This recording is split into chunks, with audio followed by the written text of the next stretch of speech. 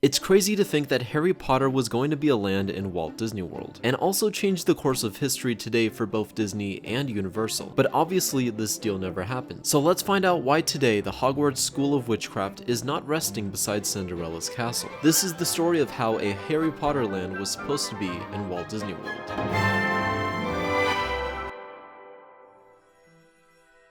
The history between J.K. Rowling and Disney goes back all the way to the 90s. Harry Potter had become a hit in England, and Bloomsbury Publishing got the UK publishing rights to this book. But as the book was expanding in popularity, it was time to spread it to the United States. The book of course was offered to different publishers, and one of them came across Disney publishing executive editor Lisa Holton. Bizarrely, she passed on the book. To be fair, the popularity of Harry Potter in the United States was like non-existent, so this was a totally new market, and I guess she assumed that maybe it may have done well in the UK, but that doesn't guarantee that it would do well in the States. So instead, the North America rights were given to Scholastic in 1998. And of course, just like Across the Sea, the book became a hit in the States. Warner Bros. Would obtain the film rights to make a Harry Potter movie, and that became a success. And as Harry Potter sequels and movie sequels began happening, it became pretty clear that this brand new franchise was here to stay. In 2003, rumors were already starting to spread about a Harry Potter show or even a land coming to either Universal or Disney. The Orlando Sentinel was even claiming that there were rumors floating online that a Harry Potter attraction was coming to Epcot by 2005, which would make sense because of the UK pavilion, which I assume because it's such a small land, it would probably be some sort of like Star Tours simulator ride where it's stationary the whole time, but nothing gave until 2004. Disney and J.K. Rowling came together. She signed a letter of intent to build a Harry Potter land in Fantasyland at Disney World. It would have gone over the 20,000 Leagues Under the Sea ride. The land obviously wasn't as big as the Wizarding World or even Diagon Alley, and was just a miniature land. It was gonna feature a ride, a petting zoo, a quick service restaurant, and a gift shop. Instead of following the Warner Bros. Movies, the land was gonna follow J.K. Rowling's books. And of course, Rowling was very particular when it came to this project, trying to keep everything up to her standards and how it was seen fit. And as we know, Disney also tends to do this. So this relationship didn't really mesh well, because them and their Imagineers are usually the ones who are in charge of building and designing everything. So only a year later, in 2004, the project was scrapped and the deal fell apart. Until January of 2007, rumors began spreading that J.K. Rowling was in talks with Universal to do something Harry Potter related in the parks. One of the rumors was that the Lost Continent attraction in Islands of Adventure was going to be replaced with a Harry Potter attraction. And then finally, on May 31st of the same year, Warner Bros. And Universal officially announced their partnership and plans to create a Harry Potter land in Islands of Adventure. This partnership was with J.K. Rowling, as this would be based off the films. The land was going to be 20 acres, and it would include Hogwarts, Hogsmeade, and the Forbidden Forest, with an opening date of 2009. Now obviously, we never got a Forbidden Forest portion of the land, I assume due to the financial crisis maybe, and this would also delay the land's opening into 2010. Almost instantaneously, attendance in the first year of operation grew by 36%, and revenue for Universal Studios was up by 61%, and it would only go up from there. In 2014, Universal opened Hogsmeade, which again only bolstered park attendance. This concept was really unique for the time, because no theme park has ever dedicated an entire land to one IP. And this land is so immersive and so big, even non-Harry Potter fans were checking this place out, and Disney took notice.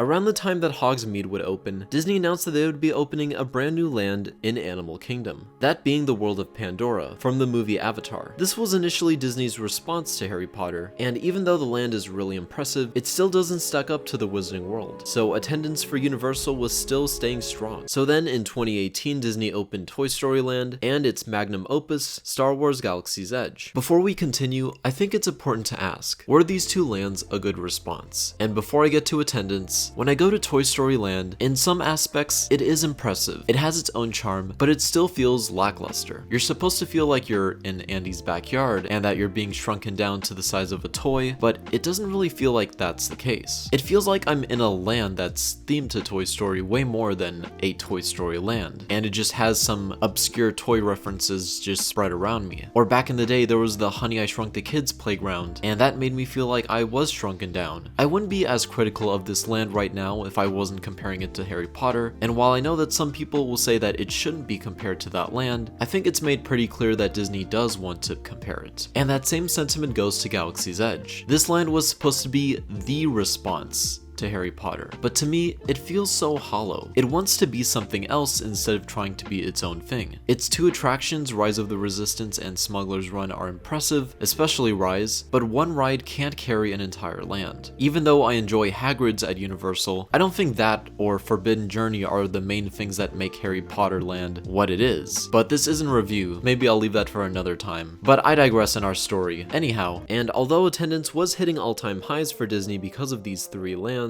Universal was still growing because of Harry Potter. Comcast, the parent company of Universal, began taking the theme park division a lot more seriously, and the quality of rides at Universal began to go up, which became a bigger threat for Disney, and eventually would lead to a $7.7 billion investment into a new park called Epic Universe. If Disney had opened a Harry Potter land in the Magic Kingdom, I don't think Universal would be doing as well as it is today. But I also don't think that Harry Potter would be doing really well in Magic, because if it was just going to be this, it wouldn't have the same effect that this has. I mean, it's possible that they could have expanded in the future, and maybe instead of getting this Fantasyland expansion, we would have had a Harry Potter expansion, then things definitely would be different. I think one of the reasons that Disney bought Star Wars was also because of Harry Potter. At the time, Star Wars was still the biggest franchise in the world, and opening a Star Wars themed land would definitely be a good competitor to Harry Potter, if done right. But until Epic Universe opens, it's pretty obvious that the Wizarding World is still the most immersive land experience that you can have at a theme park. And I guess we'll see what happens in the future. But let's get a little hypothetical. What if JK allowed Disney to do whatever? If Disney had the theme park rights to Harry Potter, what sort of attractions would they make? Well, if they went forward with whatever the plan was in 2004, I assume it would take 2 to 3 years to build the land, and open Harry Potter in around 2007 to 2008. So let's look at some trends that Disney was doing back then. The 2000s was kind of boring for Disney. They didn't really open that much because there were some travel concerns and then another economic crisis, but we still got some stuff. Soarin' opened in 2005, so yeah, like I was saying earlier, we might have gotten a simulator ride, and maybe similar to what we got at Universal, it would have some sort of unique motion instead of just being Star Tours. And then there was Expedition Everest, which opened in 2006, so maybe it could have been an actual roller coaster. And like I also said earlier, some fans in the early 2000s speculated that Epcot's UK pavilion would get a Harry Potter ride, and that would probably go over here. These sets of buildings was supposed to be where a Mary Poppins attraction was going to be added before something happened in 2020. I wonder what. So yeah, this also would have been some sort of small attraction. Nothing e-ticket besides the IP that's attached to it. You wouldn't be able to go behind some sort of building and then go down Diagon Alley. So yeah, that's about it. If you like this video and want more like it,